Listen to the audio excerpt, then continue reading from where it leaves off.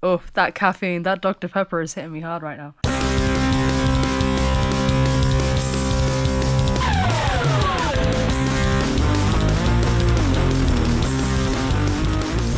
Hello, everybody, and welcome to What the Trans. What the Trans? Welcome, everybody. Yeah. As you can see, it's me back on the mic, Flint, with the... Ashleigh. Yes. Yes, it's me, Ashleigh, and we don't have Alyx this time. The lucky devil is packing for a holiday. Yeah. Which sounds wonderful. So have you been?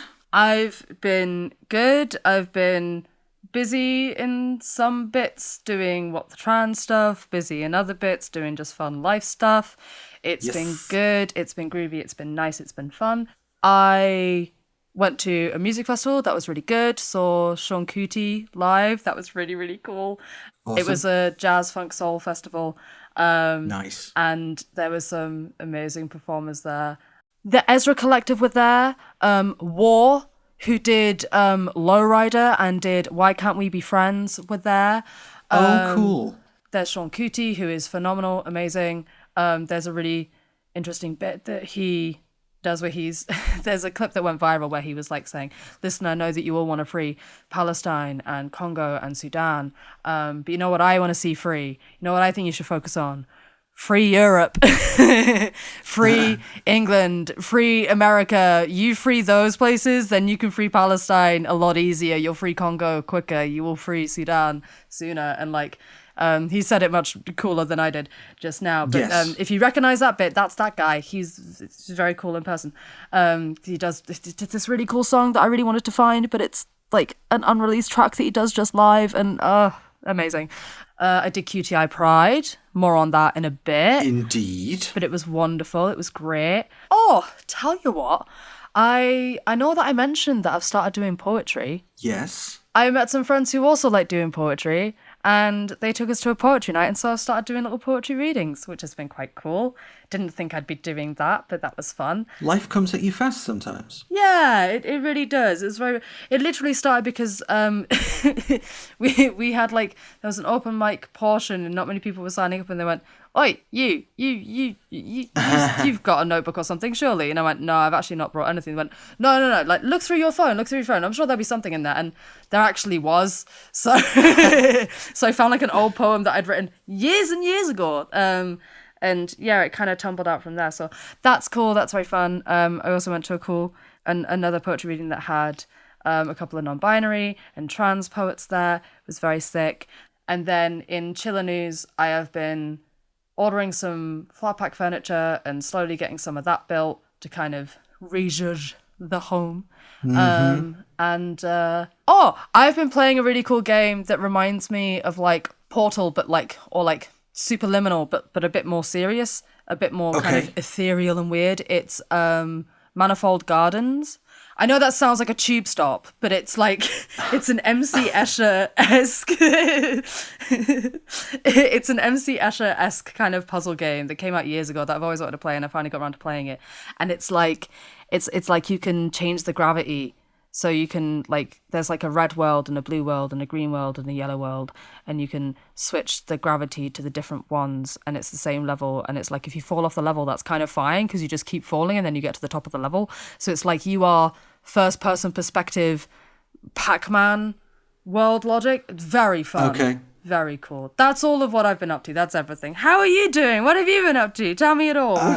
I am good, yeah, absolutely. And again, I've just been put on the spot, but I don't really do very much, so that kind of helps me out in that sense. Except for, so you were talking about music, there's a punk band that I've really gotten into, Dog Park Dissidents. Love that name. Oh yeah, for sure. And it's queer punk, right? Like, in your face, out there. They've got songs that go, not gay as in happy, but queer as in fuck you. Ooh, yeah. And rainbow drones with lesbian pilots. Rainbow drones with lesbian pilots. Hopefully we can get some little clips going on, courtesy of Amber and her amazing editing skills. But yeah, here's a few seconds of some dog park dissidents.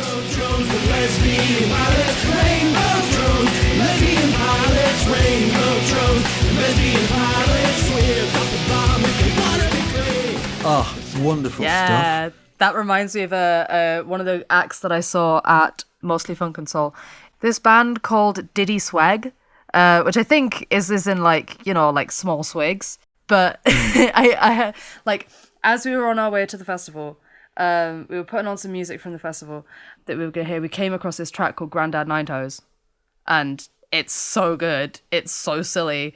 The lyrics are like, Grandad Nine Toes, skin like a rhino. And it's like, it's very, very silly, goofy, weird. They've got like songs about like alien invasions and octopi and all of this funky stuff. And there's this bit in Grandad Nine Toes where like they're doing like counts to, they're just counting up to 9, but the way they do it is like really cool, and it just gets stuck in your head. So it's like 1, 2, 3, 4, 5, 6, 7, 8, 9, 8, 9, 1, 2, 3, 4, 5, 6, 7.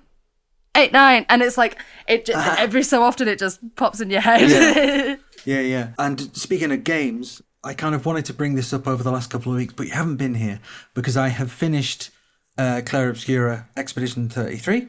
Yes. And then I immediately did New Game Plus and played it through again. And I didn't skip a single cutscene because it's really good.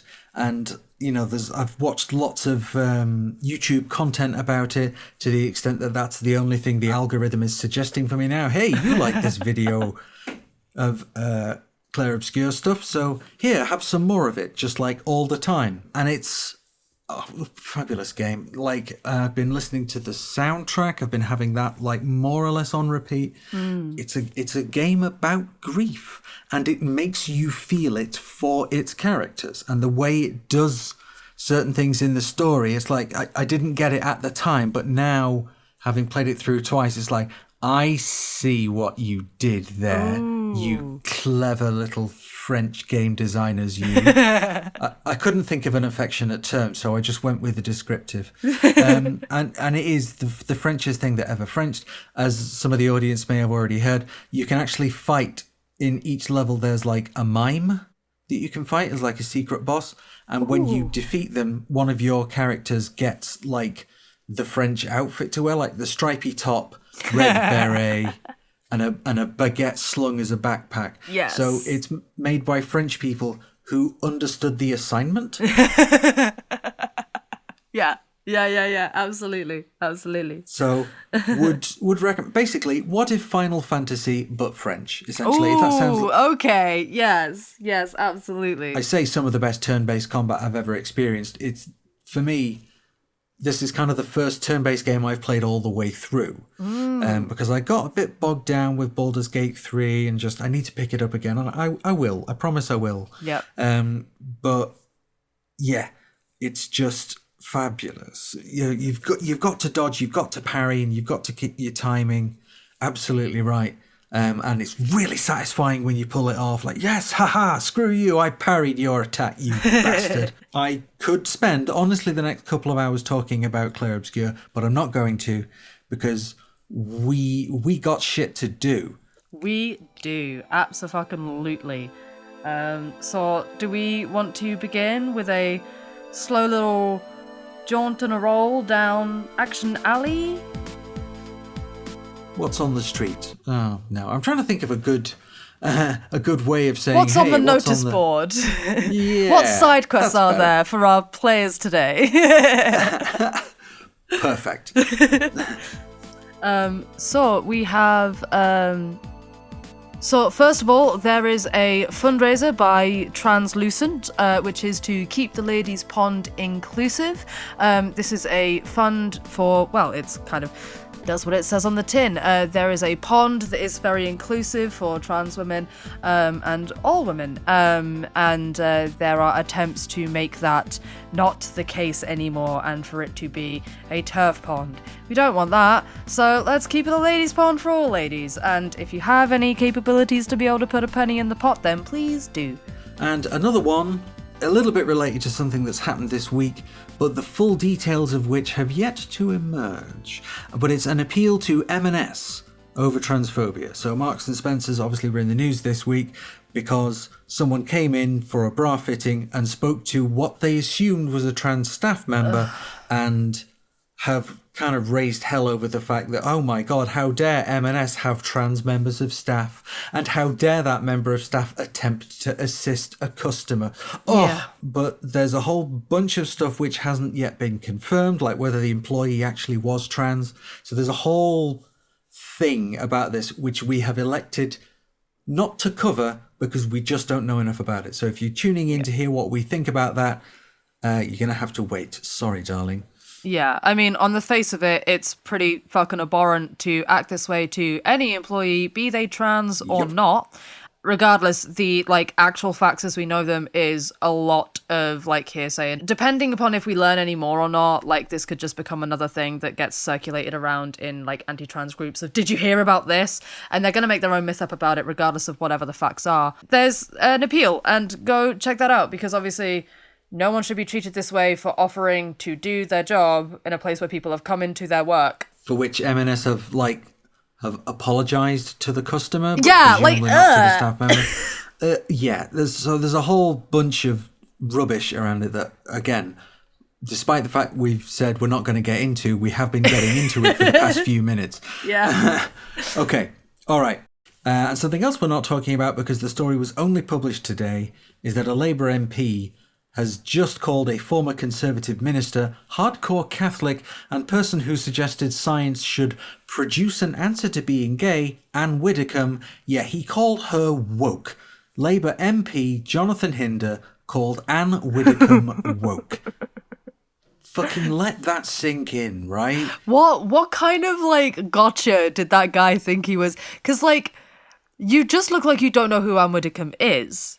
It's giving uninformed, babes. But like, I'm playing their fucking game, but I'm curious as to what the fuck it could be that this dude has decided is so woke about Anne Whitaker. Like, what? Yeah. Why is this the timeline that I'm existing in? Why? I know.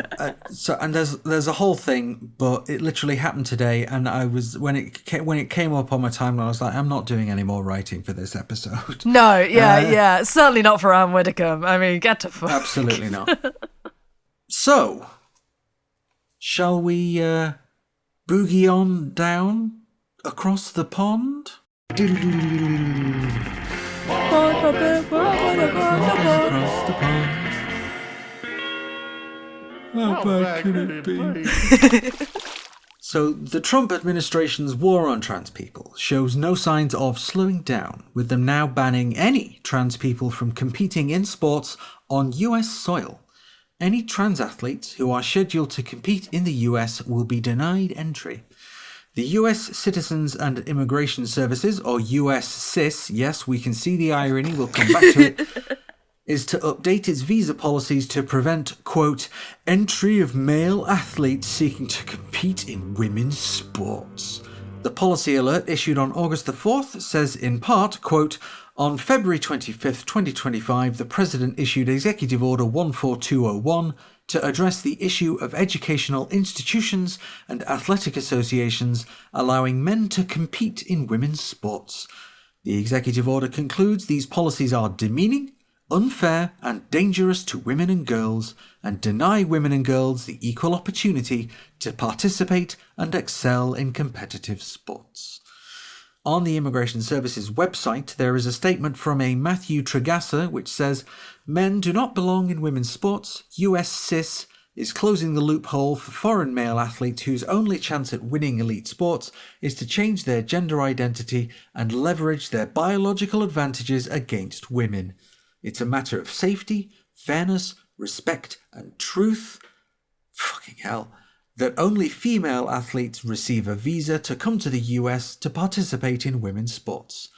The Trump administration is standing up for the silent majority who've long been victims of leftist policies that defy common sense. As mentioned in the policy quote, they're doing this to align with one of Trump's executive orders, and you'd better believe that this is going to affect the upcoming Los Angeles Olympics scheduled to take place in 2028. Any countries planning to send any trans Olympians to represent them will now not be able to do so. Fuck 'em. Awful. Truth. Piss off. Yeah, this is gross. It's so gross. Ugh. It's basically, they're doing that thing again where they assume that any man would defeat any woman at any sport, right? So even a guy who's not trained, who's not done anything to prepare for an elite level sport could defeat any woman at doing it, because they just automatically assume that no matter what the sport or event is, any man will have an advantage. It is awful. And yeah, this is so much more about policing women, weirdly enough, because it's policing trans women, but it's also going to be used to police any woman that wants to be in the Olympics. Like, it creates an unsafe environment for any athlete, full stop, but it's specifically so aggressively targeting towards trans women in a way that is building up this complete myth of a person that doesn't exist. It's a straw man. Straw woman. And disgusting. We'll keep an eye on that. And because there will be more to say about it in 2028, I expect. Yeah. So, next up, you may remember the name Nancy Mace. She's the Republican congresswoman for South Carolina who submitted a motion in Congress that barred trans Congresswoman Sarah McBride from using the women's toilets in the congressional building. Well, she's back on her bullshit and is now running to be her state's governor. One of her platform positions caught our eye because she has pledged to, quote, ban pronouns in the classroom. So, to give you a flavour of how this might play out, me and Ashley are going to remove all of the pronouns from this next little section of text to give us all a taste of what that might look like in practice. Mace has been a member of Congress since 2021, serves in South Carolina's 1st Congressional District, but history in Congress shows previously held more moderate positions. For example, was once described as pro-LGBT social moderate, but cites hard right, and is now one of the most consistent and outspoken opponents of trans rights. Does do in spare time? Don't know. Does like eggs in morning? Probably XX only. But can't tell because team don't want to do with and doubt respond to of anyway, because during gubernational bid said oppose calls the gender cult and radical gender agenda. Has also described as Donald Trump in high heels. Is the least sexy mental image heard about in at least the last few days.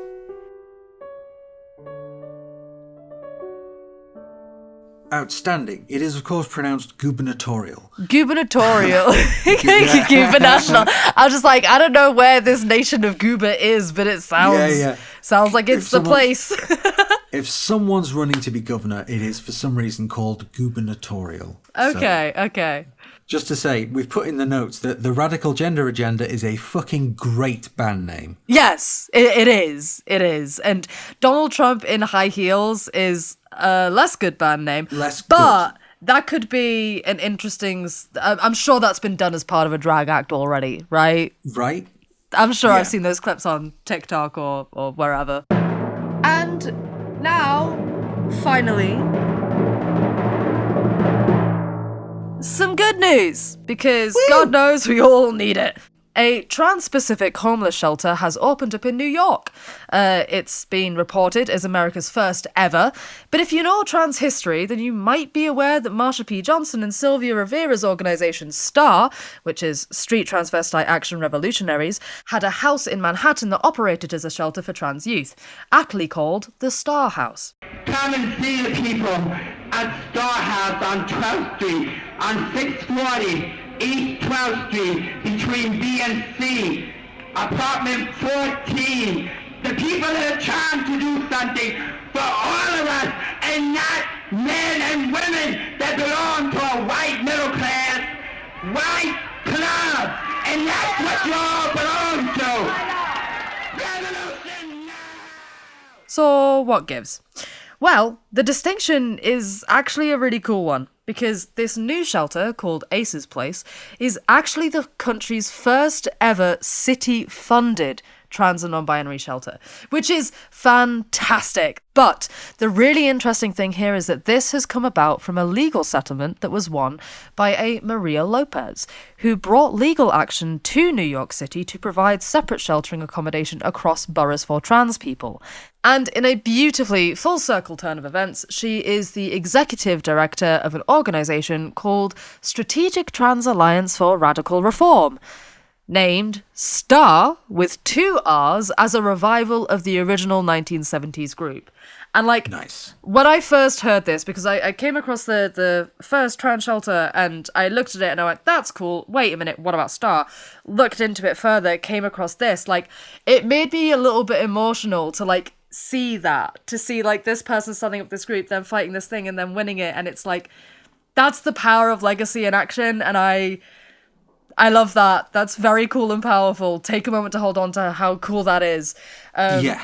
So, ACE's Place will be offering counselling, referral to medical services, assistance to get into permanent housing, employment, education, and has 150 beds for trans people to access and gain support for independent living. It will be managed by the non-profit Destination Tomorrow, which is founded and run by Sean Ebony Coleman, who is trans-masculine and has named the house after his late mother, whose nickname was Ace. This is the kind of vital services that we need to see more of, and hopefully will do because of this settlement. This is exactly what community can look like. Trans people recognising what their community needs and being able to ensure that some of those needs have a better chance of being met, and creating life-saving changes for people around them. And that is fucking beautiful. That's just good, and I'm glad for it. Hell yeah. We all know it's needed. Yeah, absolutely. And like in New York as well, and I guess it would be there. It would have to be, wouldn't it? Yeah. So I think the legal settlement actually meant that they had to provide a certain amount of beds across multiple boroughs. So that I'm hoping that we're going to see more. Yeah, I'm hoping that we're going to see more from that. Because this is one borough. I don't know what the updates are on the others. I'll be honest. If I had more time to sit and research, I could have gone down a whole rabbit hole with it, but I was like, let me make sure like everything's, looking good enough first and then, recording. Tightly plotted and focused. Yeah, got all of the I's crossed and the T's dotted. Wait. Let's just run with it. I's crossed, T's dotted. Fantastic. There we go. New meme for the show. Oh, good. Another one. Okay, so let's bring it on back. We've got a few different things to go over with regards to what else? The Equality and Human Rights Commission. But first, we'll come back to something we've spoken about before, which is the incoming chairperson of the EHRC, Mary Ann Stephenson. She's due to start in December when Faulkner leaves, and unfortunately for trans people, this will not be an improvement. As we've detailed before in episode 133 back in June, Stephenson has a long history of aligning herself with the gender-critical crowd and was approved by Equalities Minister Bridget Phillipson despite the objections of both the Women and Equalities Committee and the Joint Committee on Human Rights. These two committees were both subject to a letter and email writing campaign from trans people concerned about Stephenson's history of gender-critical actions and statements. The committees, chaired respectively by Sarah Owen and David Alton, penned a joint letter to the Equalities Minister, which we're going to quote pretty heavily from for this next bit, but we have a reason for doing so, which we'll get to. The letter said, and I'm going to allow some of these quotes of the letter to be read by my glamorous assistant. All right. So the letter said, quote, "It is clear that Dr. Stephenson has extensive academic credibility in the field of women's rights and has an important contribution to make to public life. However, it is with regret that we do not feel that we can endorse her appointment to the role at this time. Our reasons relate to our concerns about vision and leadership, about breadth of expertise across the wide remit of the EHRC, and about rebuilding trust." And a little further on in the letter, we have this. The EHRC is facing challenges on many fronts and in the current circumstances requires a chair with proven skills of running a large organisation, of being able to withstand intense scrutiny and to be able to advocate effectively on behalf of all protected groups, including some of the most vulnerable in society. It needs a strong leader with a vision for what the organisation can achieve, and who can communicate it in an inspiring and compelling way. They should be able to advocate for it on the public stage and defend it in the media. The role description calls for the, quote, ability to lead and manage a high-profile organisation, including chairing the board, providing effective challenge and support to the executive. Dr. Stephenson did not provide sufficient evidence to convince us that she has yet acquired the skills and leadership experience necessary to carry out these functions. So obviously, burn. Imagine being Marianne Stephenson and reading that letter. Oh, that would be a rough one. It's like getting feedback from a job you really wanted, and then the feedback they give you is damning. And that everyone in the country knows that you applied for. Lush. But she got it. She got it anyway. Yeah. So in the subsequent paragraph, it talks about how the chair of the EHRC needs to be able to demonstrate their knowledge and understanding of the equalities needs of many different historically excluded communities, like race, a disability, or sexual orientation, and says that, quote, while we accept that no candidate is likely to have an in-depth knowledge of every single area, she did not demonstrate a suitable depth of understanding of enough issues facing groups with other protected characteristics, including race and disability. As such, we have concerns over her ability to enforce the rights of everyone.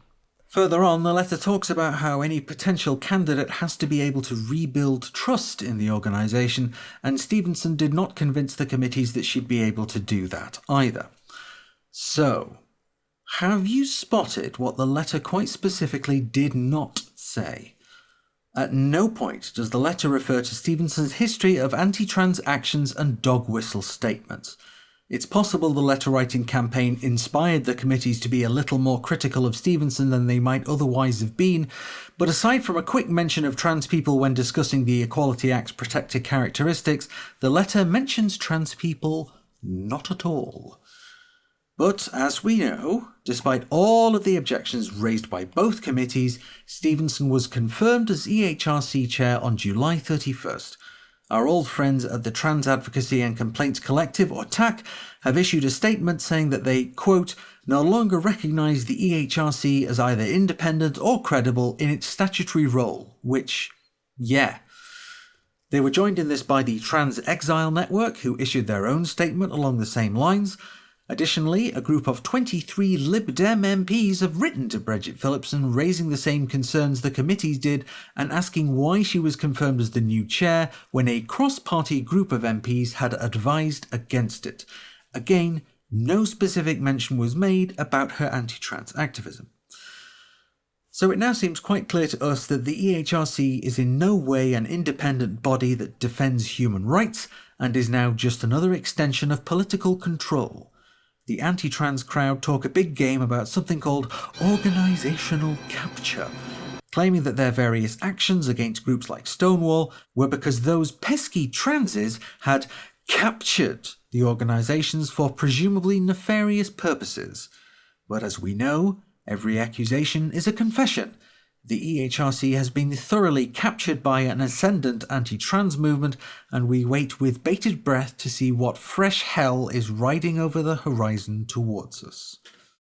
So I was a bit annoyed when I wrote that last paragraph. You know what, though? How could you not be? It's it's the sign of a healthy body and mind to be able to look at that and go, oh, I'm livid. It is exactly as you said. They've completely captured a supposedly independent body. I would argue that if we were to take a magnifying glass and look at the history of the EHRC, we would find that they are less the bastion of equality that has only just now fallen than probably the groaning signs of this happening for quite a long while, because whilst of course it is an independent body and no doubt there will have been good moves that have been made because of the EHRC in the past because of, its position and whatnot, it is still fundamentally a body that I don't know how to say this without being too cynical.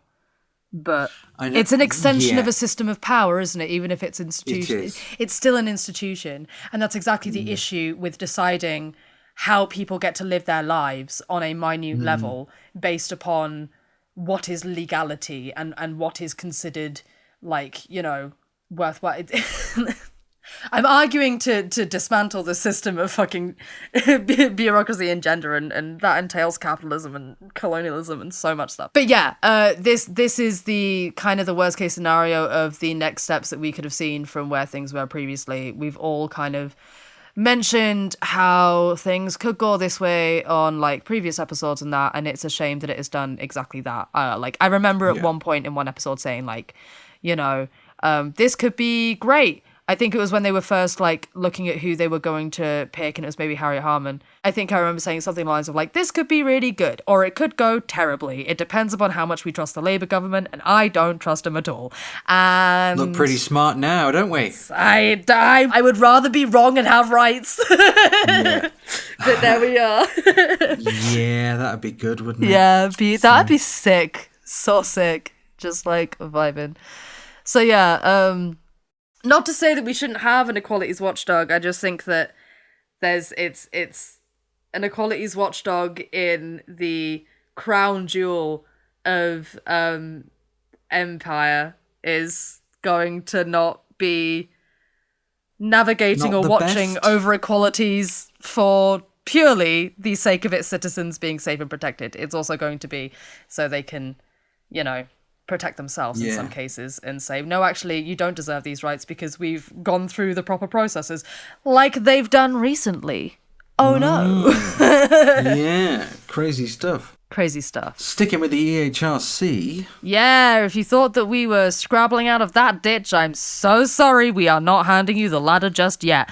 According to leaks seen by the Good Law Project, the EHRC remains committed to a seriously speedy schedule for their code of practice guidance.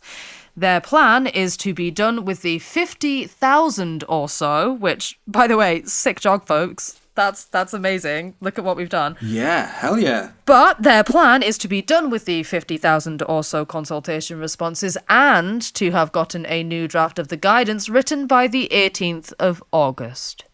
Presumably, the EHRC's intention is to put that draft before Parliament during September so that it might come into effect in early next year. But how will the EHRC staff assess 51,599 responses in such a short time? After all, there's only so many hours in a day, only so many eyes that can look at pages, and presumably not that many staff will be able to do it. Well, the answer is simple and horrifying. The EHRC won't read them at all. Instead, the EHRC intends to chuck out half of the responses without ever having read them. Which half? Well, they're using AI to figure that out.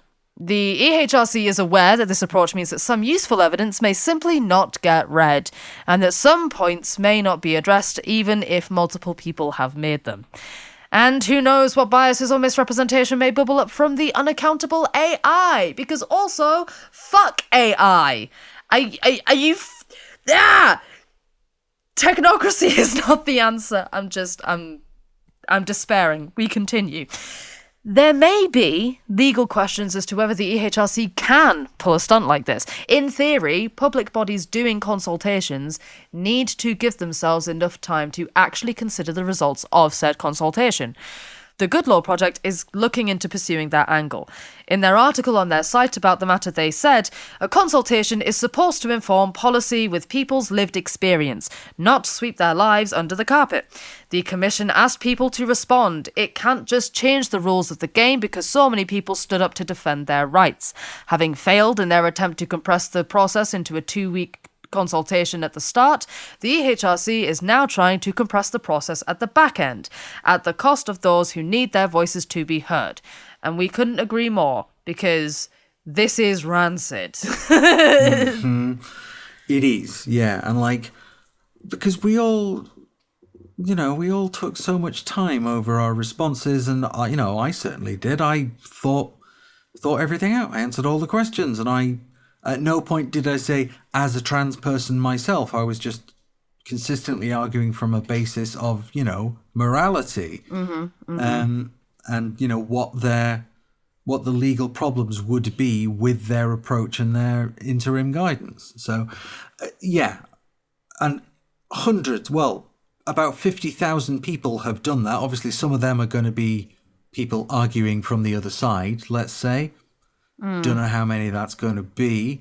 Well, it's not like you could use AI to determine who uses phrases like trans rights are human rights and who uses phrases like protect women, and then deciding which ones could be read that way. Could you? You couldn't use AI for that.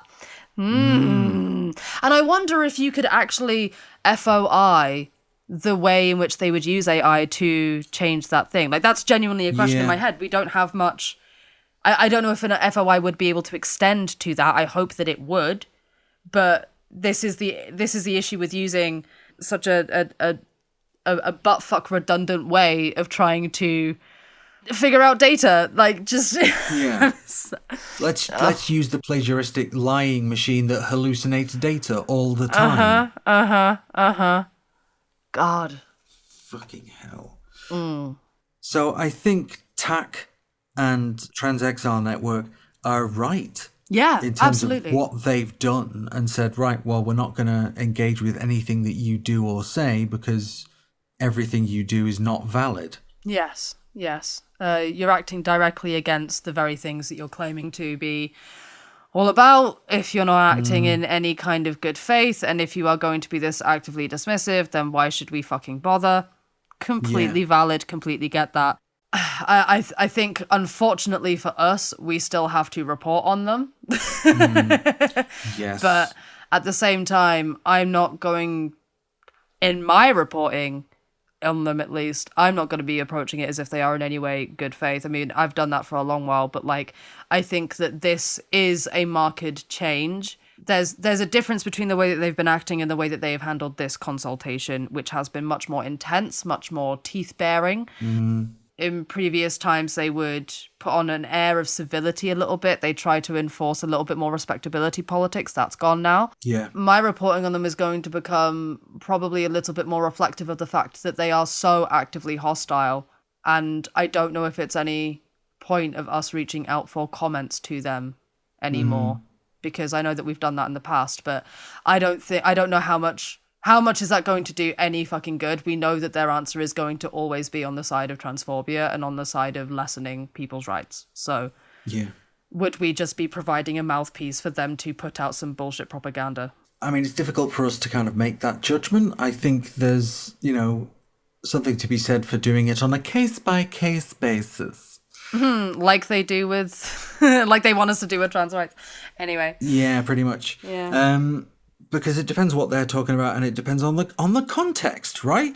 And it has to depend on the context, which is something that you wish they were aware of. Yeah, absolutely. In terms of the context of, trans people have existed for thousands of years and we're not going anywhere, despite what legislation you might try and bring in and any argument you might have against that trans people exist. We're here, right? Yeah. Well, as we'll come on to in a bit, we do have quite a lot of support from the public, it turns out. But more on that later. I do not see any reason for us to report on them as anything other than actively hostile. And at this juncture, when other organisations, which are much more directly involved in that area of advocation, if they're taking a step back, then I'm going to recognise that is with good reason, and I'm going to also adjust the way in which I treat them.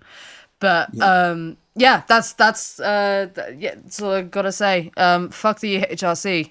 No borders, no nation, trans liberation.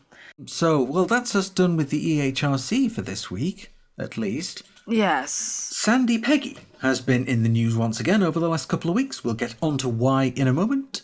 But as a refresher, she's the nurse who brought a tribunal against her employer, NHS Fife, for suspending her after she complained that trans woman Dr. Beth Upton was using the women's changing facilities at the hospital where they both worked. Usual stuff. TERF makes a complaint, TERF gets suspended, TERF weaponises an employment tribunal and magically has an expensive lawyer for it. As part of the tribunal proceedings, Dr. Upton was able to be named publicly as the doctor involved, outing her as trans and thrusting her into the spotlight as a new target of anti-trans hostility. The tribunal is ongoing, but we should expect to see a ruling within the next couple of months, and fingers crossed, when that drops we'll have a really fun Loser's Corner that week. But why are we talking about her right now? Well, in a recent session of the tribunal, a number of allegations were made which do not reflect well on nurse Sandie Peggie, according to two separate nursing colleagues of Peggie making two different allegations. She has allegedly made her views known on some other stuff. Nurse Lindsay Nichol was in a group chat alongside Peggie and told the tribunal that certain messages from the chat show her to apparently hold racist and homophobic views, in part due to her reaction upon finding out that a family member was gay. Messages from the chat were leaked, leading to the tribunal asking Peggie about messages where she's alleged to have referred to trans colleague Dr. Beth Upton as a weirdo, a freak, and called her an it. Peggie also said right there in the courtroom that never heard my Chinese neighbours complain about being called, and then used what is absolutely very definitely a slur for Chinese people, which we are not going to repeat here. Mm-hmm. A second nurse, Fiona Wishart, alleges that Peggie made racist remarks over lunch back in 2023 and when talking about the mosque in Kirkcaldy, and that, quote, she had a good mind to post bacon through their letterbox. Peggie's lawyer, one Naomi Cunningham, who we've talked about before just after the Supreme Court result dropped, then suggested that Peggie didn't make this comment at all, it was made by a male paramedic, and Wishart was simply misremembering, literally gaslighting the witness. Peggie admitted that all of this language was offensive, but claims that all of it was dark humour, which is a little bit like Schrodinger's douchebag, who says something offensive and waits for the reactions of people around him before he decides to say whether he was joking or not. Once again, scratch a transphobe, find something something. That was quote-unquote fun to read about. If by fun you mean my stomach churned, then agreed. I have no time for this woman. I have she oozes hate.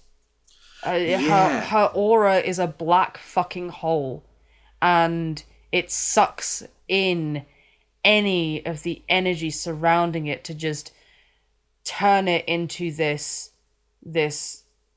just horrifying, odorous energy of just hatred and bigotry. And in an earth this precious, with a singular body, a singular fucking life, and even if you believe in reincarnation, this life is the one that you're going to remember right now. You know what I mean? Like, you know, it's I cannot fathom having that level of gleeful disrespect towards people for existing. God, fix your hearts or die. Right? Like, yeah. That's a quote from David Lynch, by the way. But before anyone says that I'm advocating Sandie Peggie die or wants to twist that out of the way, I'm just quoting David Lynch. That's a David Lynch quote from Twin Peaks. Like the Twin Peaks, the more recent Twin Peaks. And it wasn't just that he wrote that; he was actually put himself in the episode and said it himself. Fix your hearts or die. Specifically about a trans character as well. So his whole point was. I'm just struck by the fact that she's got two other nursing colleagues saying, well, look, there's these messages and there's this thing that happened and there's this thing that happened. Gives me the impression she wasn't overly popular at work. No. It's giving they had a second group chat without you in it. Yes. That's the vibe. People were probably skirting around you long before you decided to become a grifter, because that is what she is. She is trying to get her Anita Bryant cash grab. And by cash grab, I mean like lessening of our rights. It's not all about money. It's about becoming prominent and being able to say that you're the person that helped take down the trans mafia. These people. I am so tired of seeing her fucking face on on reports. Not that I load up the news much, but like because you get like those automatic notifications of news happening, the amount of times it's like, oh, you're trans, you want to see her, right? And I'm like, no I don't. No, leave me alone. The opposite Actually, of that. The less I see her, the better. Yes. Because I'm not surprised at all that she is horrendously racist, freakishly bigoted. It's the least surprising thing. Honestly, more surprised that she just doubled down and went, no, it's just dark humor. Like, Yeah. okay, sure. I bet you weren't sweating. At least have the decency to pretend you got hacked or something. But no, she's like, oh, I was just being funny. I'm such a card. She doesn't recognize that she's saying that means she thinks that stuff is funny. Yes. Like, that's still bad. That can still be a hate crime, Sandra. Stop it. All the best to Dr. Beth Upton, and I wish Sandie Peggie a very merry... Never. a very merry never, and getting kicked out of your job and told you were entirely wrong and you just humiliated yourself in front of the entire country. I hope that Beth Upton is enjoying as much peace as is possible whilst going through something this horrid.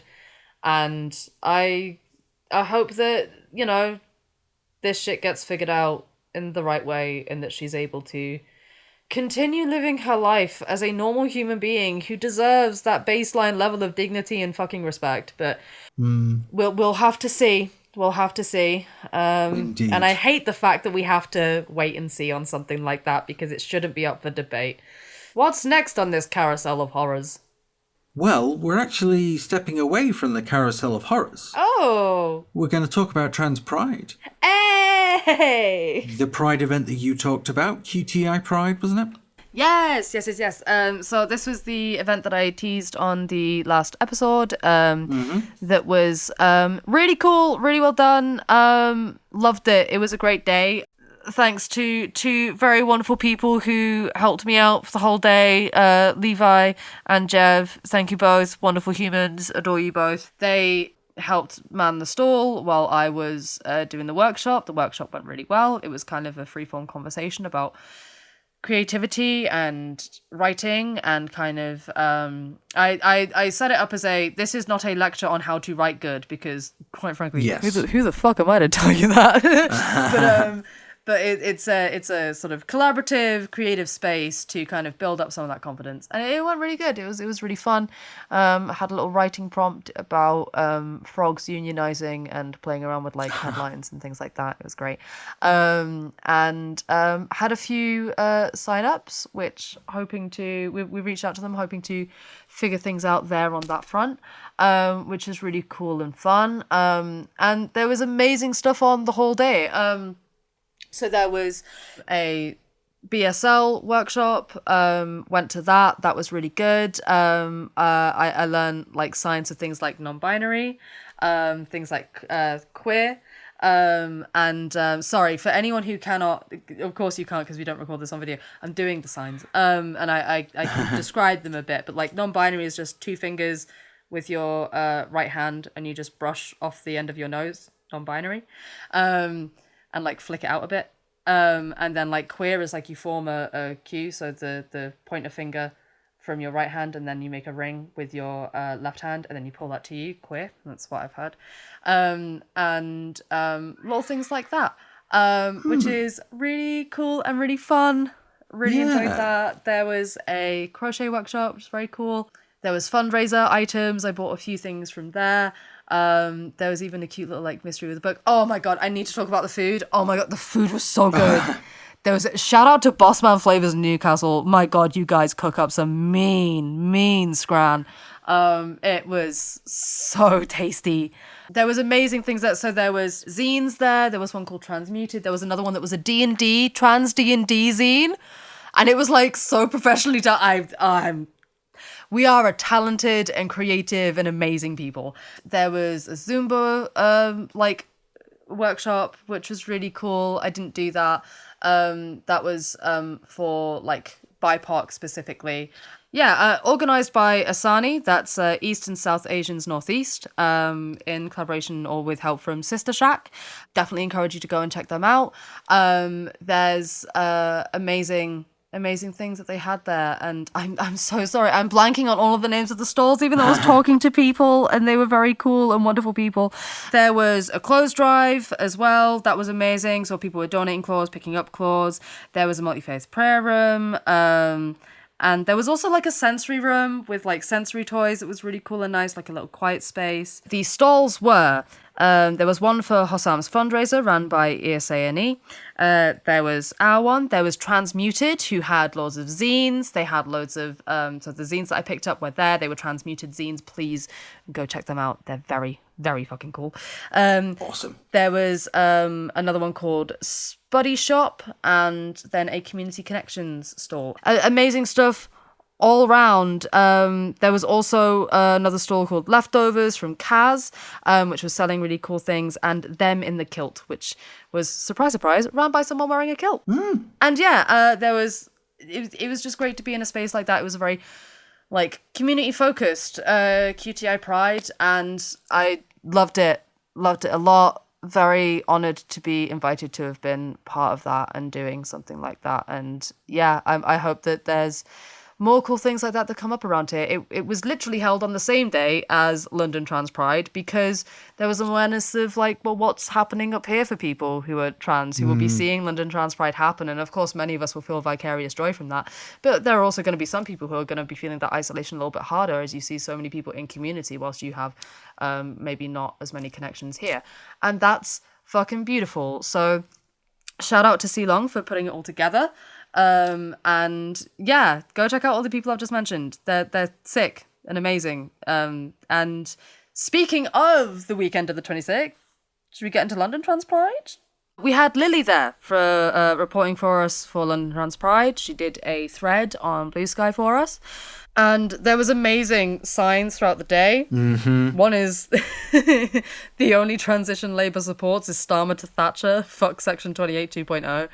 Another one was Keir Starmer in a suit that had EHRC written all over it, with a trans flag, like, striped background, and he's having piss in his mouth. There are yellow crystals placed in an artful arc, landing in his mouth, and the caption is "My preferred toilet."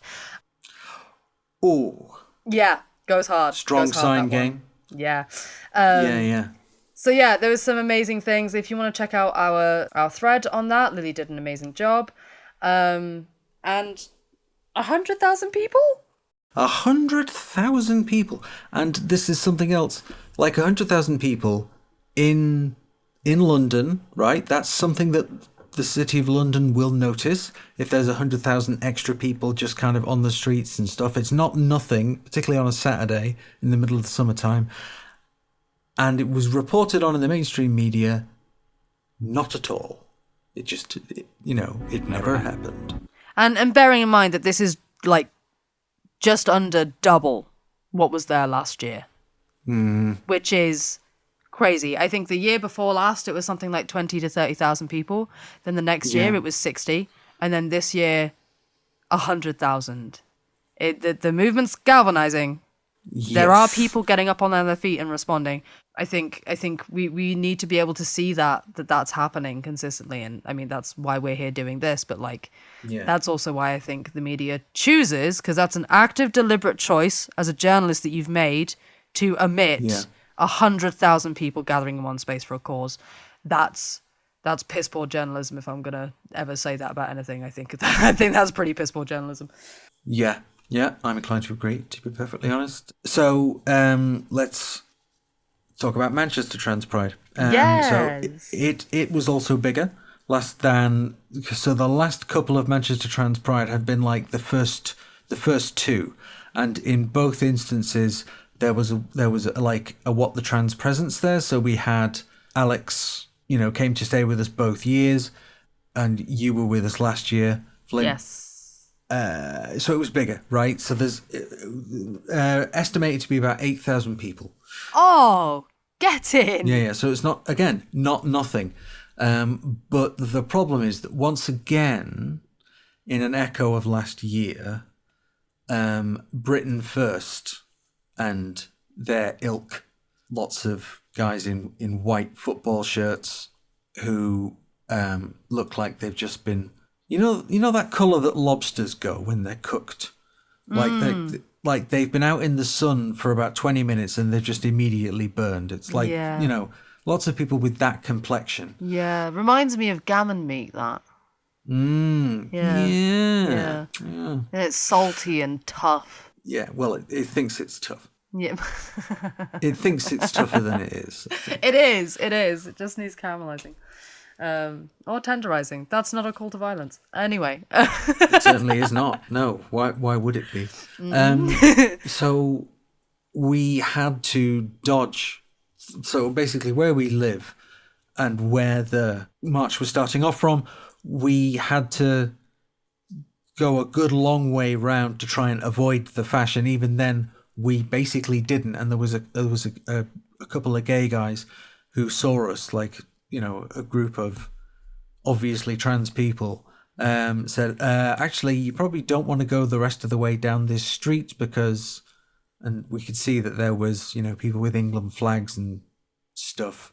Yeah. Lurking at one end of Piccadilly Station. I have seen some footage. There were a few hundred of them, but there were a few thousand of us. Yeah. But they'd also kind of, because I'm sure they knew that Trans Pride in Manchester was taking place, because they had a presence on St. Peter's Square as well, which is where the march was supposed to initially finish. But then they had to kind of change that reasonably last minute, so it was changed to Vimto Park instead. So the Fash were there literally trying to occupy space to deny the trans people of Greater Manchester the ability to, exist in their own city. Listen, like last year on the trot, 3 weeks in a row, we were out there at Trans Prides, and there was almost like on the day organised far-right actions 3 times in a row, including at the same spots that people were attending. You're never going to be able to convince me that there wasn't someone who was keeping an eye on things to see how many people they could put in harm's way. Yeah. I fully believe that one of those fascist fucks would it was too frequent. It was too frequent, too consistent of a thing. I will put my personal opinion out there that shit was deliberate. It surprises me not at all that they were actively doing that, because we had to go around it last year, And the police decided to keep moving us instead of them. Yeah, well, they were keeping them corralled. In one way, it was awesome because obviously, they're out in community. There were a couple of events like stuff at the art gallery and stuff up at the Proud Place. So we got to some of the stuff at the art gallery, but that was like a couple of panel discussions in a room that kind of wasn't really big enough for the number of people that wanted to go in there, and certainly not big enough for that number of people. Plus my big tank of a wheelchair, armored and ready. Armored and ready on like Davros in that thing. But on the other hand, being outside in my city was actually kind of scary because you could hear them and who it was, and you can kind of see the flash of their flags down at one end of the street. Yeah. And you've got to take like the most circuitous route possible round to try and avoid them. And we saw some of them on Mosley Street, just outside of the art gallery, because the art gallery is literally just off St. Peter's Square, right? Ooh. And so we saw a couple of them with Britain First flags furled, and they were, for whatever reason, I'm not sure, screaming at somebody walking down the street, "You're a traitor! You're a fucking traitor!" And then they went into a Greggs. I feel sorry for the people that were in that Greggs that probably saw and heard some of that happen and had to put on a fucking customer service voice, because I don't think I could. Yeah, so that kind of sucked, but also just being in the march was fucking great, honestly. Like, there were quite a lot of different chants, shouting for Free Palestine and trans rights and human rights, all the hits, all the intersectional hits. And what I noticed in particular was the signs, right? Because obviously trans people at a protest on a march have got really good signs. They're good and colourful. They've usually got some wordplay on them. Whereas the signs that the Fash brought were just fucking rubbish. It was just like a Sharpie and a bit of cardboard. No effort was taken. Lazy bastards. Yeah. Yeah. Anyway, so yours was good. Mine was mixed. Yeah. Good but tense. Is that fair? Yeah, good but tense. Yeah. But you know what's next? What is next? Play the jingle.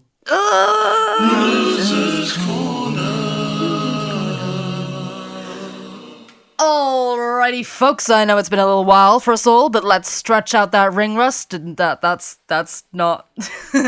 I'm hoping people are gonna get what that means because it's a wrestling reference, but whatever. Let's try this again. Losers Corner. Alright, folks. Now I know it's been a little while for us all, but let's stretch out that ring rust and get back on gear. Nope, don't take that out of context. That was a typo. Back in gear. Whatever we move. That's right, the King of the Ring is back here to bring you satisfaction sweet of fascist defeat. It's time for the return of the one, the only, the ever so slowly growing overcrowded Losers Corner! Alright, enough of the pomp and ceremony. This week we are talking healthcare, and as much as I usually side-eye private healthcare as a general rule in this era of privatisation, when it comes to trans healthcare we have less options, and many private services have been set up to provide that care to people, especially where the NHS is lacking, and oh boy don't we all know that it's lacking. So this is where Gender Plus comes in, the only private service in the UK that is offering gender-affirming care to 16 to 17-year-olds. They treat adults too and have a wide variety of services that they can offer, but obviously their willingness to treat trans teens with hormone care caught the ire of an anonymous mother and Susan Evans, a former nurse, both of whom are our losers of this week, because they called for a judicial review of Gender Plus that called into question them being given an outstanding rating by the Quality Care Commission. Thankfully, that review is now over, and the courts found in favour of Gender Plus, who can go on providing life-saving care to both teens and adults and maintain their outstanding rating without legal actions looming over them. So congratulations! It's short, it's sweet, and if you can afford it and wish to, then you know, just letting you know there's another service out there, because that's kind of cool. Yeah, it's there, it exists, and it has been defended by the legal system. The legal system is a bit all over the place for trans people, isn't it? Yeah. It really doesn't know whether it likes us or hates us. Normally, I'm like, you can figure that out on your own time, but less so when it's directly affecting what I get to fucking do in my life, buddy. I kind of think that perhaps you should just go... bring in, maybe you should allow the most freedom possible for people to just do what they want to do. Maybe I'm thinking a little bit too much like an abolitionist again. Who knows? I have no problem with that. Yeah. It's kind of good to see them at least, you know, passing muster in terms of this judicial review that's been brought by people who are definitely hostile to trans people, and they've just lost, and you love to see it, right? You love to see them lose. You love to see them. It's nice. It's cathartic, especially when it's like a win that's actually tangible. That's like there are people that are going to be receiving care now, yes, that may not have. Like that's actually a very seriously like good and important thing, and hopefully that is a case that gets to be referenced in other scenarios if other services wanted to be set up by some very brave people with the right kind of resources. And yeah, I'm glad for this. Just glad for this. Yes. I know some people have some trepidations, shall we say, about private healthcare, about you know, how exclusionary it is, about how it can, you know, function, and people have had varying experiences with different services. I myself priced out of that shit, so you know, very much for those who can access it should be able to access it, and I'm glad they still can, and that's good. That's just fundamentally a good thing. Are we hungry? I'm definitely getting there. I'm definitely getting there. Well, it's steak for dinner, is it not? It certainly is. So let's get this done so I can go and eat it. Om nom nom. Now, for this episode's main course, we look at solidarity and protest. Our intrepid reporter Alyx was on the scene for an action outside Wes Streeting's Ilford constituency office in support of the Free Palestine movement, with Trans Kids Deserve Better helping to organise it. This took place within days of said office being broken into and child killer written on the walls. The window was still broken and covered by paper as this protest took place, and I will let Alyx take it from here. Hello everybody, it's Alyx. Sorry I couldn't make it onto this. By the time you're hearing this, I'm probably in Wales in a nice little cottage, so that's where I'm going to be for the next week or so. But anyway, I'm getting distracted here because the main bit is the meat. On Monday the 4th of August, there was a coordinated protest campaign across the country where 15 different MP offices were put under a quote-unquote siege for their complete inaction on the genocide in Gaza and their lack of any proper action. So there was some in David Lammy's office, Labour Party HQ, Angela Rayner's office, and a couple more specific offices as well. But there was one particular one which we went to in Ilford, where Wes Streeting's constituency office is. So some of you may be familiar with this office if you follow Trans Kids Deserve Better's campaign of putting coffins in the front of the building every evening with different messages to Wes Streeting and their offices, even including one where we congratulated Wes on winning Villain of the Year for the Trans Awards. But a couple days before this protest, the windows got a bit bashed up by the group Bash Back. Following this, there was a bit of a call out from London Trans Pride and Trans Kids Deserve Better to protest outside Wes Streeting's office on Monday with Quiz for Palestine as well. This looks like it's going really well so far, isn't it? Lots of good chants. Got a good list from what I saw as well. Yeah, thanks. We spoke to one of the people from the collective who helped organise and put this protest together with the other groups as well, and walk us through what this protest is about. All right, I'm with Ree, she, her. Thank you for joining us today. So, can you walk us through what this protest is about today? We're here in Ilford, outside of Wes Streeting's office, to enact a siege on Labour, because the Labour Party is an accomplice in the genocide of Palestinians and their forced starvation. And if they want to enact a siege on Palestinians, then we will enact a siege on them, and we won't stop. We won't stop protesting until they meet all our demands. Yeah. So what message do you want to give to the government at this protest? Yeah, so we, along with the entire Palestine movement, here in Britain, as a response to the call from Palestinian Youth Movement for a siege on Labour, have the following demands of Labour: a full two-way arms embargo on Israel, an end to British Royal Air Force reconnaissance surveillance flights over Gaza, which gather intelligence for the IDF, for the British government to use all levers of power within the UN and to use sanctions to force Israel to allow aid into Gaza, and for David Lammy to resign as foreign minister for lying to the public about arms sales to Israel. I definitely know some very important, good demands to give to it.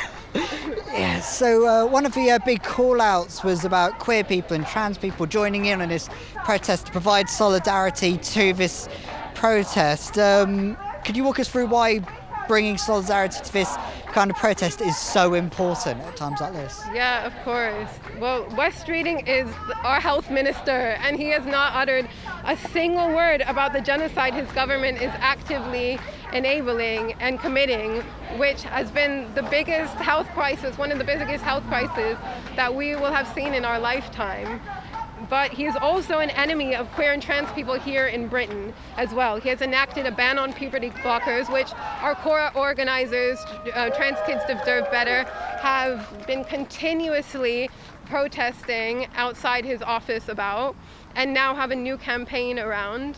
And the queer and trans community stand in firm solidarity with Palestinian people, because we know that ours is a shared struggle, because the same class of imperialists who want to maintain the colonization of Palestine are the same people who want to drive trans youth into the shadows and to their deaths.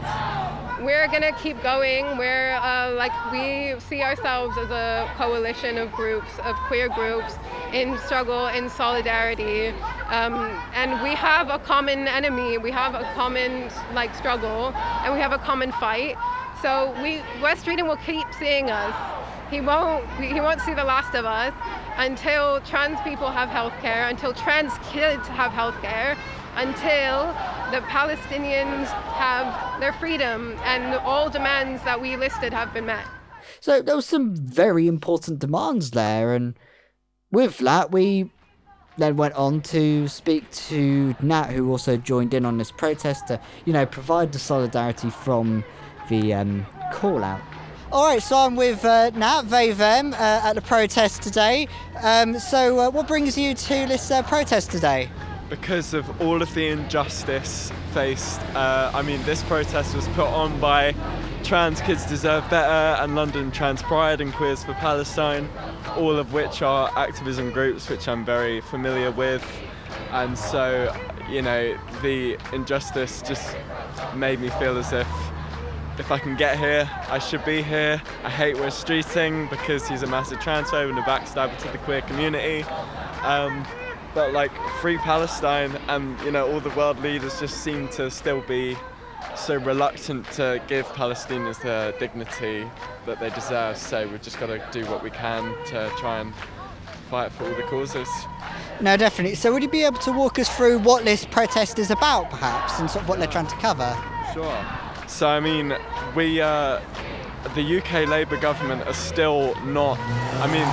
Last week Keir Starmer was saying he was kind of threatening Netanyahu, being like, oh, I'll recognise a Palestinian state unless you let in aid to Gaza, but he should be recognising the Palestinian state anyway. It was a bit of a kind of half-assed statement. What's this protest about? It's I'm sick and tired of the far majority of the UK population. I don't want my government being complicit in the genocide that's happening in Palestine. I want my government to stop what's the word I'm looking for? Exporting F-35 components for all these bombs which are savaging Palestinians, and we just need to keep on applying pressure. I think we are slowly making progress in the Palestinian fight, but it's nowhere near fast enough, of course. But yeah, we just got to keep on applying pressure, and to stand outside a Labour constituency office of one of the most cunty Labour members that there are at the moment, it feels like a good way to put on a leg. Yeah. Even if no one's in, but eventually someone will watch the CCTV. The police are monitoring. It will make its way through the grapevine. No, definitely. I suppose a lot of this there's a big call out for queer folk and trans folk to come in to show solidarity. Why would you be able to walk us through why it's so important for us queer folk to be in solidarity with Palestinians in this time? Yeah.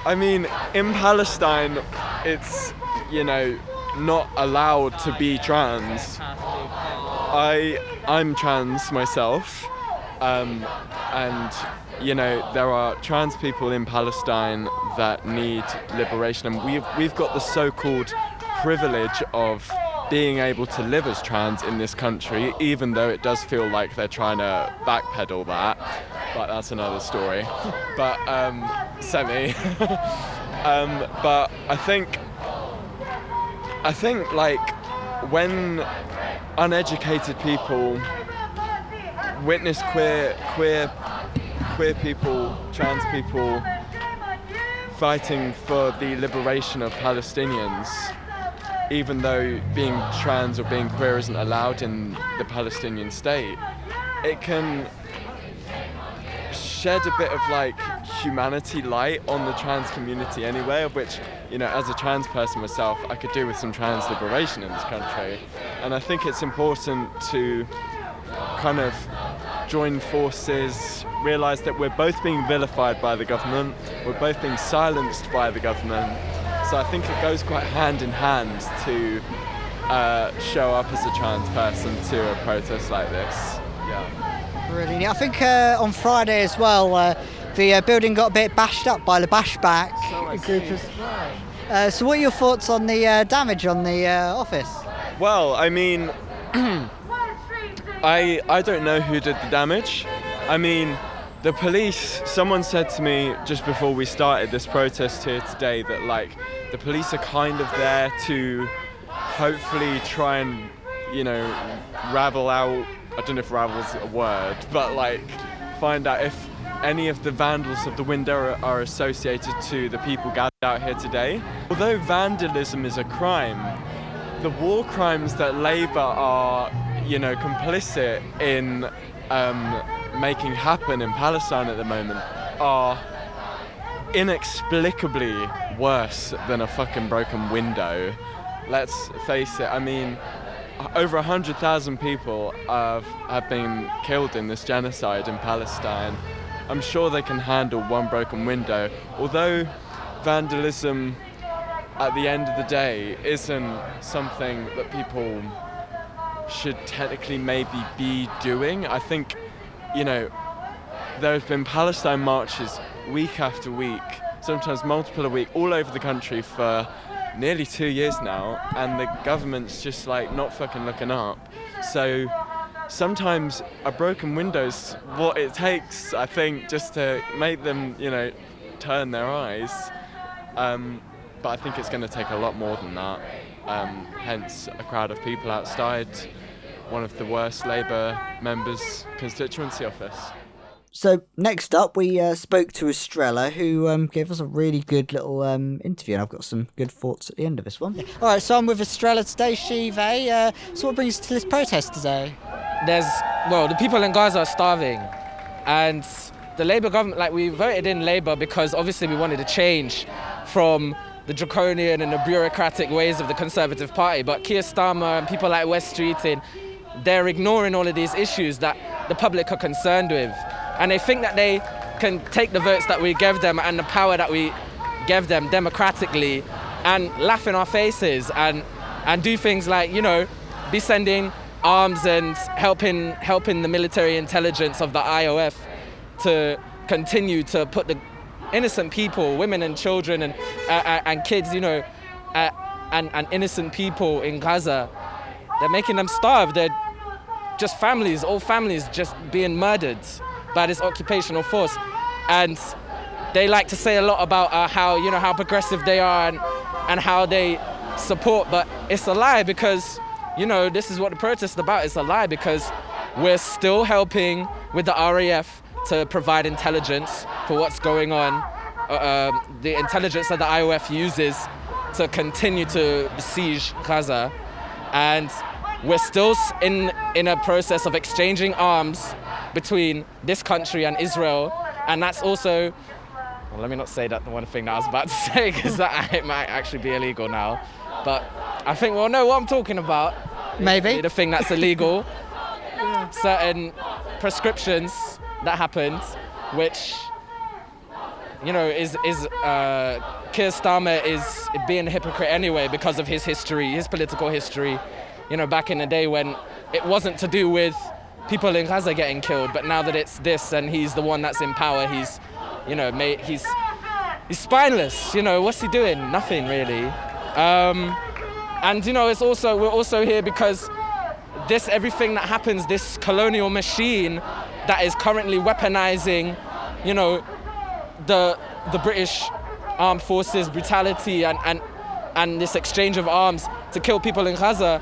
These same people who are in charge of that are also here stopping trans kids from having good lives. And you know, everyone thinks that, like, yes, that's a very personal issue in a lot of ways, but it's also an issue to do with practicality. Like, practically, we want the NHS to be good. We want the NHS to be there for everyone to be able to use. the fact that you can have discrimination within a public service because some people are trans, just because some people are trans or whatever. When it was COVID and the Bain report came out, we saw that there's also discrimination for black and minority ethnic people in this country have a different experience within the NHS. This is supposed to be a public service. We pay tax. We contribute to the economy. We make this fucking world go around. It's not these people who are in Parliament who are on the ground every day running their shops so that you can go and get a drink of water, so that you can go and buy your food, so you can buy your breakfast. But they are the ones that are telling us that we don't deserve to be looked after for all that work that we do to look after our community, to look after our families. No, definitely. I think with the call out for this protest, it came out to say queer people, trans people, come out in solidarity with us. Why? Solidarity was really important for this sort of protest, isn't it? Yeah, it's very important because what happens to one of us is happening to all of us. At the end of the day, we're all linked.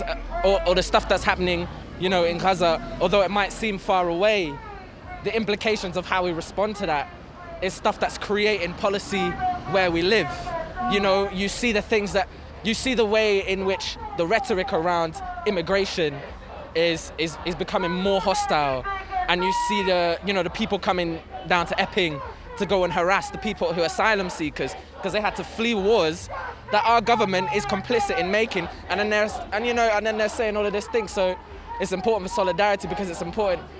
It's important, I think, as a thing of mental health today as well, of recognizing that to dehumanize anyone is to dehumanize yourself, because there's more that we have in common with people around the world, working class people around the world, than there is to divide us. Even the people that think that there's a lot to divide us, those are surface things, when at the end of the day, the things that really affect their lives are the same things that affect my life. And so we should all just be trying to, I think this is the solidarity aspect of it is that acknowledgement. It's that, look, at the end of the day, this is not just isolated between us.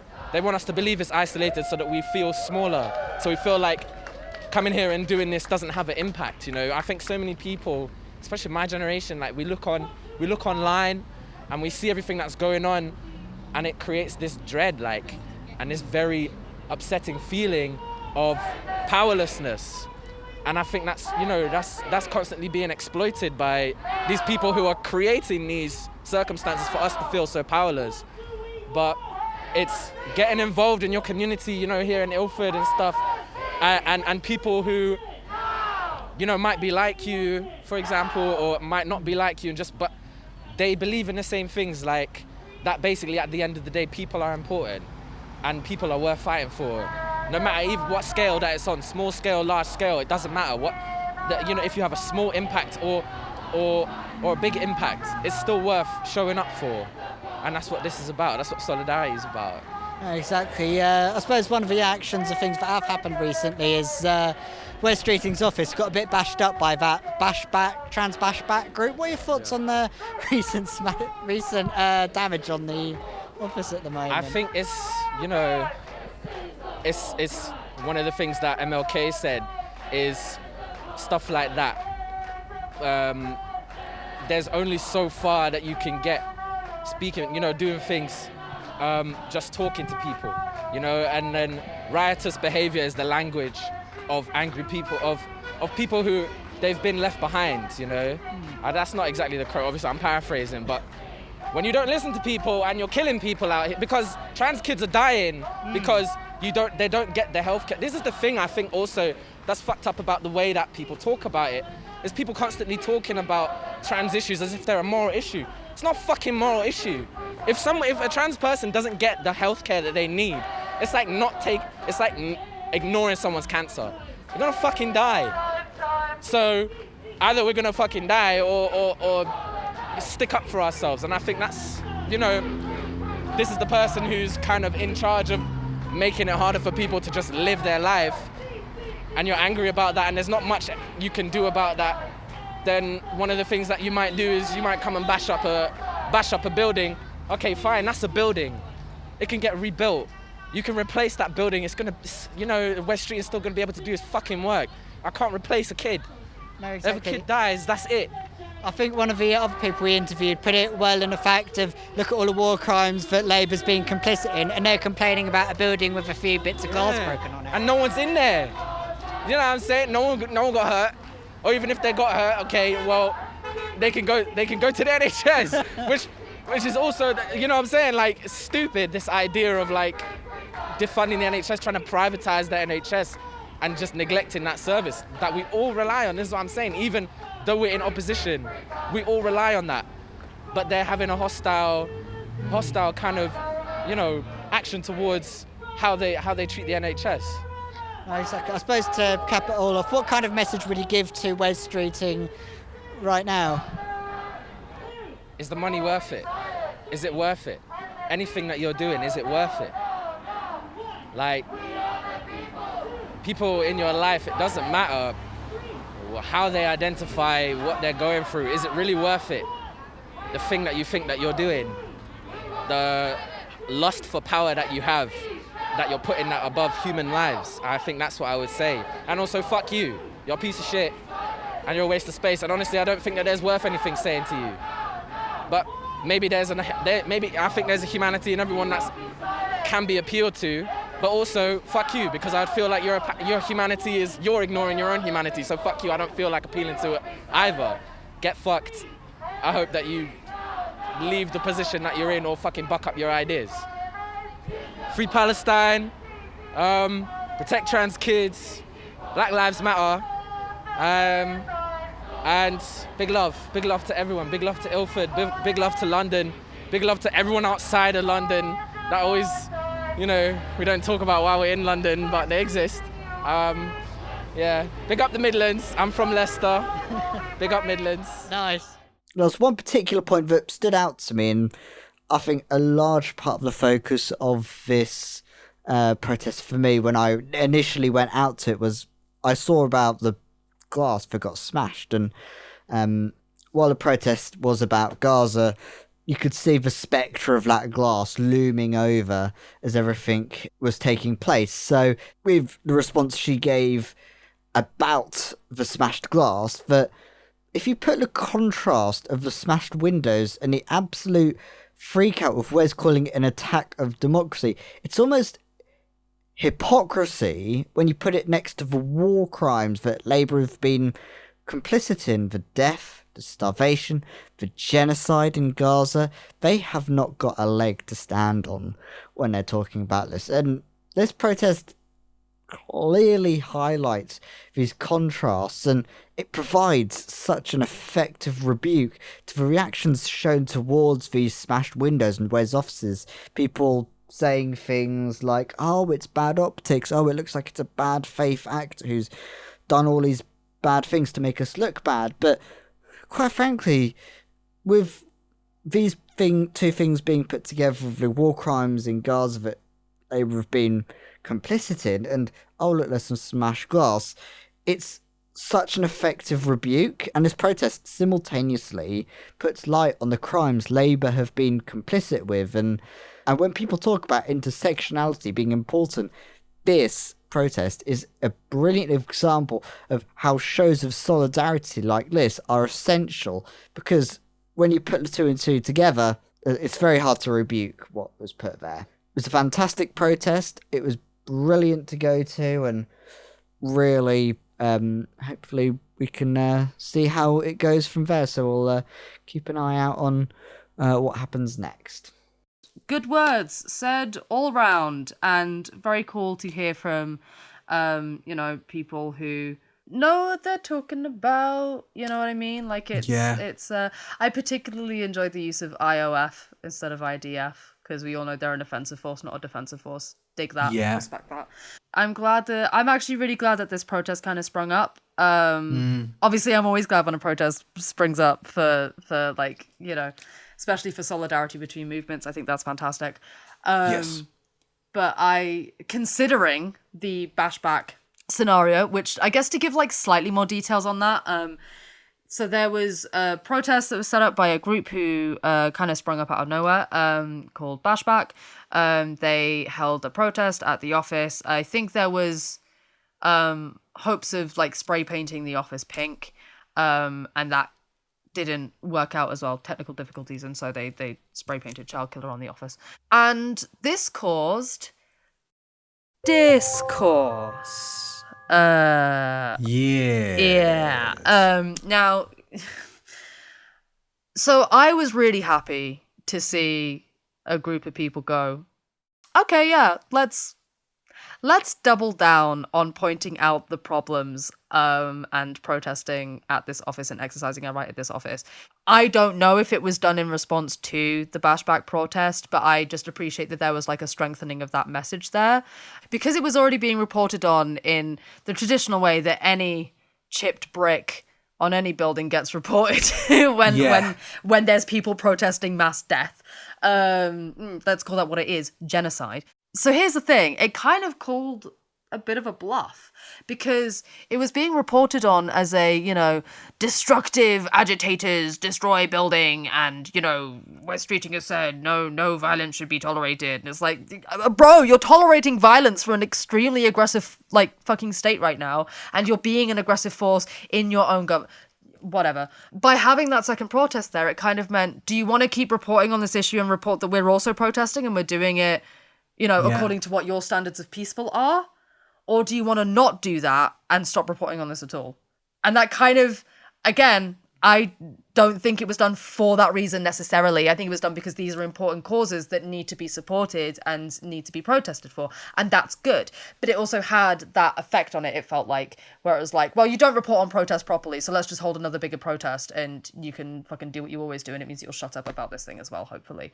But I don't know, I feel like as soon as the quote-unquote criminal investigation that's now happening into the broken window, and I say investigation under quotation marks because, at this point, in this era of prescription... Inquisition. Yeah. Wouldn't surprise me if the moral panic, carousel starts putting on its lights and spinning around with nauseum, again, as soon as that's kind of concluded. So, letter writing campaigns and trying to engage with the government on its own terms. They've not stopped Streeting's crusade against the trans community. Yeah. And I've seen some trans people suggest that the damage to Streeting's office was a kind of false flag attack. Yeah, which I'll get into that briefly. Yeah. Why are we using the language of Alyx Jones? Why are we using the language of Alyx Jones? Please check ourselves for a second. Because if I find myself repeating something that sounds eerily close to something a fuckwit like that might say, I normally reconsider whether I'm operating within my own morals and values and standards.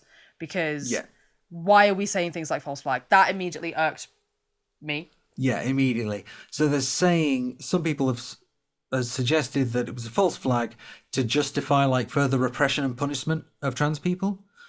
And I think people condemning property damage are scared that this is what's going to happen. Yeah. So I would ask you this. What do you think they've been doing already? As Estrella's pointed out, a riot's the language of the unheard. Mm-hmm. Condemning and distancing yourself from people taking more radical steps to have their voices heard has got intense pick-me energy, right? Yeah. Yeah. Streeting's NHS is going to dismantle itself in favour of a paid model of healthcare, and trans people are already in the firing line, confronted with people who openly want you to stop existing. A busted window is fucking nothing. Yeah. So that's where I'm at, which may be too anarchistic or perceived as going too far, that I'm encouraging violence. I am not, but I'm encouraging people to be a little more intersectional in their thinking. Yeah, maybe... recognize what your priorities are, and are your priorities buildings or are your priorities people's lives? And I understand, yes. To give a little bit of credit and to not let this become too much of an echo chamber, I recognize that a lot of the people who might be saying things like, I don't like the name bashback, that seems like that's designed to, make us an easier target, or things like false flag or whatnot. Because even if you use that language and I don't appreciate that language, for example, at the same time, I also understand that the point that you're making there is sometimes, cops and systems of power will emulate the actions of what they believe revolutionaries to do or activists to do in order to weaken those movements. And I do understand that. That is something that does have a history. However, I think personally, I understand that some people might have that anxiety and that fear that those things could happen. I think, though, that, again, it always speaks to me of, like, the value of property is being held above the value of life. And I understand that some people that have that position may feel as though they are valuing life over property, but it's the long-term game of it is what they're considering. But personally, from what I understand from my history and from my experience, you can't get anywhere with just respectability politics. You can't get anywhere by trying to appear. There is no amount of morality that we could ever display that would be enough for these people to bestow their humanity onto us. Or not even their humanity, to give us our humanity and recognize it because we already have it, right?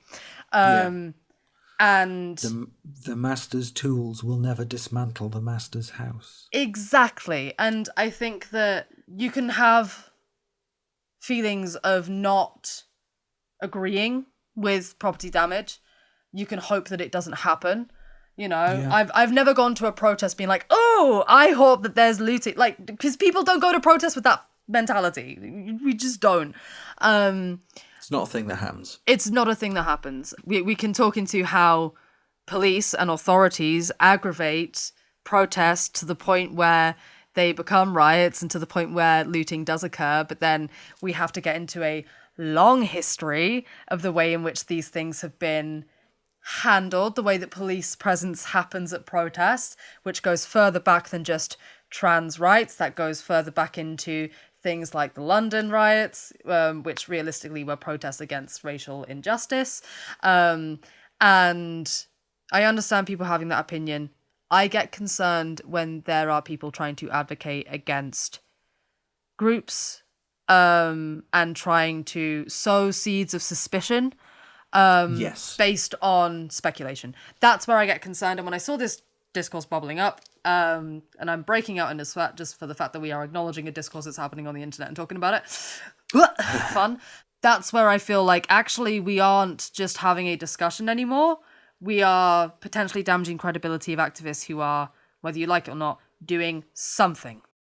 Yes. Doing something. And you know what? Out of all the protests that we've mentioned that haven't been reported on, that one was. And yes, it can be reported on, so it could be easily manipulated into these people that destroyed this thing and whatnot and this, that, the other. But also, I will simply say that I value human life and I value us having our rights more than I value property. And I recognise that the police are there to protect property. I recognise that the systems of power care more for property than they care for people. And so I understand and recognise that sometimes some people decide to undertake destruction of property because it's hitting the system a bit more where it hurts. And we can disagree with that. We can agree with that. I'm not going to judge it. I'm just not. I'm not. If I want to see a system dismantled, then why am I going to get upset at a broken window? Because the system, it's so much bigger than a broken window. It's so much bigger than a broken window, you know? Yes, 100%. Yeah. Good way of putting it. Given the structural injustice that trans people are under, specifically thanks to Starmer and Streeting, why on earth would we care about a broken window? And also, like, I'll have issue with child killer being spray painted on a window when it's not fucking true. Respectfully. Yeah. Okay. Let's get into trans joy. Yeah. I was wondering how on earth are we going to segue from that to trans joy? The important thing about all protests is that they should be a coming together of community in not just anger, not just fear, but in power and in not just solidarity, but in community and in some places in joy. And here is where we, after rubbing your skin coarse with the sandpaper that is the current events, this is where we give a little bit of a salve. How about that? Was that a good enough segue? Nailed it. Lynn's 1888 said, "For me, it was going to London and the police women asking in Edinburgh, 'Are you okay?' I said, yeah, where's the toilets? And she said, oh, the ladies is down there on the left. I was like, pass win. Sock says, this week's trans joy is that I'm modelling for Glow Up on Saturday. And of course, I'm going to show off my top surgery scars as much as they'll let me. Dude, that's so cool. Well done. Show off those scars. Absolutely. Hell yeah. Love that. Love that. Love that. Katrina says, I have an appointment to finally get my first T-blocker injection next week. Fantastic. Honestly, it starts making a difference quite quickly. So I would say enjoy it, but it can be a bit of a rough ride. So look after yourself, please, Katrina. This is where the fun begins. Again, inverted commas clanging into place around the word fun. And Sarah Jane Baker, nice one, says trans joy from Manchester, trans pride last Saturday, which is lovely and true, and yay. Hazley says that my friend is making a skirt out of blahage, as in the shark from IKEA. I forgot what IKEA was called for a second there. Rachel says, I was on the Rainbow Chorus float for Brighton Pride, and I honestly don't think I could get much more joyous than that. The atmosphere and amount of explicit support for the trans community in the parade was at times quite overwhelming. I'm literally tearing up again just thinking back to it. And in that sea of support, I heard estimates of 300,000 people in the crowds. There were 4 anti-trans people that I saw, one in an LGBT Alliance shirt. Turns out it looks like they're the minority. Love that. Estimates of 300,000 people. In Brighton as well. That's, because it doesn't have the widest street, so that must have been astonishing, really. 30,000 people, not 300,000. That might have been a typo.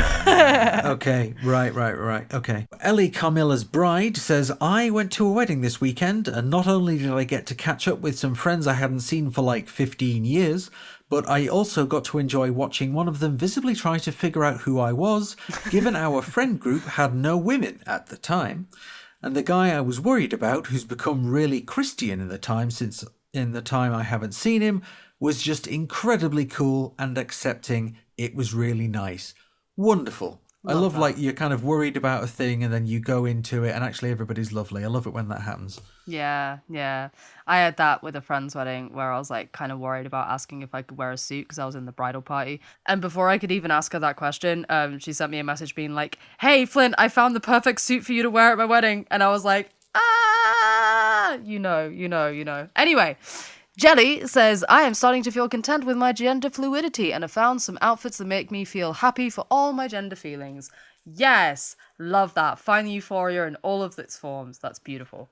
And Crowbarella says, I just finished the first draft on my 55th book, which is the 10th book in my Carrie Sims series, HP Clone with Trans Girl lead. That count? And I think that counts as some trans joy. 55 books, that's a lot. Pretty amazing. That's a lot of books. That's also, loads. Just got to throw it out there.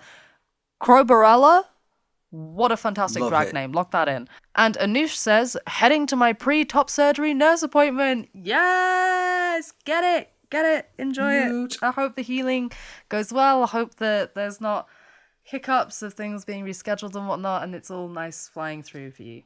And Kit says, back home after top surgery and enjoying the weather. Love my parents, but I'm so glad to be back in my own bed. And yeah, that's a mood. Love that. And Tony Widmo says, for me, my trans joy is because I have a new girlfriend, meaning my trans relationship Anarchist polycule has just merged with another trans relationship Anarchist polycule. Love that. Yes. Love is love. It's beautiful to see. Yep. Yeah. We're a pretty poly-represented podcast, aren't we? Yes, we are. Yeah. I was just thinking, like, I guess I'm kind of in a trans relationship Anarchist polycule as well, but there's only 3 of us. And I'm also poly, so it's just a cool thing. It's a fun thing. It's awesome. So, Captain Apathy says, this Monday is my tran-iversary. I'm celebrating it with a bunch of friends while working at Edinburgh Fringe Festival, which is a fantastic place to work, have fun, going to a cabaret and having fun. Honestly, the most welcoming and safe workplaces I've ever worked at, and I've become a trans elder here, helping other trans people find themselves and advise them on their transition. Means I missed London Pride, though. Well, swings and roundabouts. Yeah. And Glass Robot says, this is a couple of months old, but I don't think it's been covered, and I got to see it a few weeks ago at Pride. In the lobby of Belfast City Hall, there's a new LGBT plus stained glass window. That's lovely. There is. I love that. It is. It's really nice. There's a lovely photo of it attached in the Discord. I adore stained glass so much. I think it's one of the most beautiful things. Yeah. Yeah, it's lovely, isn't it? When it's done right. Like when it's gay. Yeah. Rainbow says, I had a HRT review with my GP that I was really anxious about, but I just told them I was trans and would need it for the rest of my life, and they didn't argue, they didn't try and stop my meds, so that was kind of trans relief more than trans joy, but it was still joyous. Yes. Take the wins where you can find them. Absolutely. Absolutely. And Jay says, my partner helped me re-dye my hair, and then I was finally able to go to the hairdresser to get it cut short again, which gave me lots of trans joy this week. Fantastic. The power of a good haircut is almost unmatched in the way that it can change the way you feel about yourself. I think it's can be one of the lowest effort things that can give you the most out of it. Because it's as simple as being like, what do I want my hair to look like? But at the same time, it's wonderful. Love that for you. Love that for you. Can confirm. Like in 2016, I had like my hair down to my shoulders, and then at one point just before Pride, I was like, right, I'm gonna dye it, and I'm gonna bleach it, I'm gonna dye it funny colours, and then I'm gonna go get it cut into an awesome shape. And I ended up with an asymmetrical green and purple bob. It looked fucking amazing. And Alice, proper Nico, says, done my hair, my dad hates it, and there's value in that, or in anything that pisses dad off. Yeah. And Melissa Polton says, my first art show. That's great. Feel free to send us the art. Yeah. There's actually a photograph in the Discord of that. Standing proudly amidst their artworks, which is fantastic. Fantastic. Andrea says, my trans joy is that I've been put into the surgical referral list. Neo-vag within 2 years or less. Happy days. Hell yeah. Congratulations. Yes. And then Fungal Art Person, wonder who that could be, says, I'm finally making progress towards moving house. Excited for a fresh start. Love that. Love that. Love that. And finally, Eris says, went to London 2 weeks ago and got to go to London Trans Pride, which was awesome. And this week, I'm hiking in the Alps, which is also super fun. Like, two very different styles of break, but I love it. I love that energy. Yeah. All right. Well, thanks for listening. You can check us out on Blue Sky. You can find us on Blue Sky at What the Trans. We're on Facebook. We're obviously on Instagram at What the Trans. And you can also find us, if you are so inclined, on Patreon. We have a Patreon, which allows us to kind of do the stuff that we need to do and travel around and get tickets for things and interview people. It just helps us out. And if you are somebody that donates to that, stick around because we're about to read your name out. Yeah. Yeah, thanks for listening, and we'll be back in 2 weeks. This episode of What the Trans was produced and presented by Flint and Ashleigh and written by Sammy, Flint and Ashleigh. It was edited by Amber Roberts and Amber Devereaux, and our opening theme music was composed by Waritsara Yui Kolberg. Our episode thumbnail artwork was created by Upo Appears, and transcription performed by Sam Wyman, Rowan B., Rachel Aldred, and Georgia Griffiths. We would especially like to thank our producer-level Patreons who are... M. Jacobson. I'm a fawn, you dork. Selin York. The Splend. Tanya B. Melissa Harker. Tig Slater. Willow_tree. Katie Cox. Levi Hart. Hi. Zoe B. Michael Jarjo. Danielle Hardwick. Asheen. Mel. Heather Patterson. Sylvexon. Toby. Gorstar. Susan K. Quinn. Undead Narfa. Bex the Mermaid. Hazel Dust. Laura, Queen of Seagulls. Becky Cheekle. Jordan Starr. Lee Downs. Lindsay Cannon. George Simmons. Carly Silvers. B Squared. Smiley, friend of Candy from across the pond. The Socialist Party of Great Britain, 1904. Hip hip. Sarah. Harris. Tin Roof. Naystrom. Lex Phoenix. Why is Murderbot so relatable? Andrea Brooks. Jack Edwards. Dulcie. Orion Matrix. No Art. Needles and Threads. Flaming Daphne. Dr. McGee. Jen. Katie Reynolds. Georgia Holden Burnett. Grabilicious. Muxafon. Root -1. Gray. Elizabeth Anderson. Bernice Roust. Ellen Meller. Jay Hoskins. Trowan. Ashley. Setcap. Jane. Roberto de Prunk. Rose Absolute. Sarah. Cena. Kiki T. D. Sky Lane. Eric Woodman. B. Monsieur Squirrel. Fergus Evans. Anubis a Jackal. Brandon Craig. Break the system. Sean Phillips. Heidi Reardon. Lentil. Clara Volume. Samantha Raven. Tabitha Joe Cox, aka Candy, from across the pond. Fiona McDonnell. Murgatroyd. Ontologically unjust. Stella. Cinder Gosa. Rebecca Prentice. EA Games. Crazy Richard. Dad Oblivion. Helen _ L. Gray. Melody Nix. Fiona Punchard. John. Lara Bailey. Ted Delphos. Kai Lewin. Vic Parsons. Patreon user. Vic Kelly. Sabrina McVeigh. Cassius Adair. Melissa Brooks. Karakan 12. April Heller. Sophie Lewis. Alexandra Lilly. Claire Scott. Ariadne Penna. Lauren O'Nions. Bernard's Pink Jelly Bean. And Lanos. Thank you to you all. Thank you, wonderful people.